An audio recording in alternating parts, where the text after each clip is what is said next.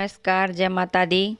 महिमा महान माता, महिमा महान माता, ज्ञान देलू हो, तुही ज्ञान देलू हो। महिमा महान माता, महिमा महान माता, ज्ञान देलू हो, तुही ज्ञान देलू हो। तू हऊ ज्ञानी माता हम ज्ञानी, ज्ञान के गठरिया माता हमरो के चाही। तू हऊ ज्ञानी माता हम ज्ञानी, ज्ञान के गठरिया माता बालकन के चाही। महिमा महान माता, महिमा महान माता, ज्ञान देलू हो, माता ज्ञान देलू हो।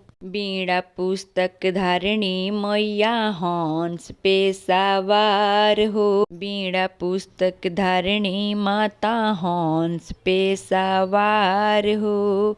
कोढ़िया के काया माता, निरधन के धन हो। बालक के विद्या माता, निरधन के धन हो। पुस्तक धारिणी माता, हंस वाहिनी माता, पुस्तक धारिणी माता, हंस वाहिनी माता, तू ही ज्ञान देलू हो, तू ही ज्ञान देलू हो। करेलू हंस पे सवारी माता, ज्ञान देलू हो। करेलू हंस पे सवारी माता, ज्ञान देलू हो, माता ज्ञान देलू हो। महिमा महान माता, महिमा महान माता, ज्ञान देलू हो, माता ज्ञान देलू हो। माथावा में चूड़िया माता, लीलारा पर बिंदिया,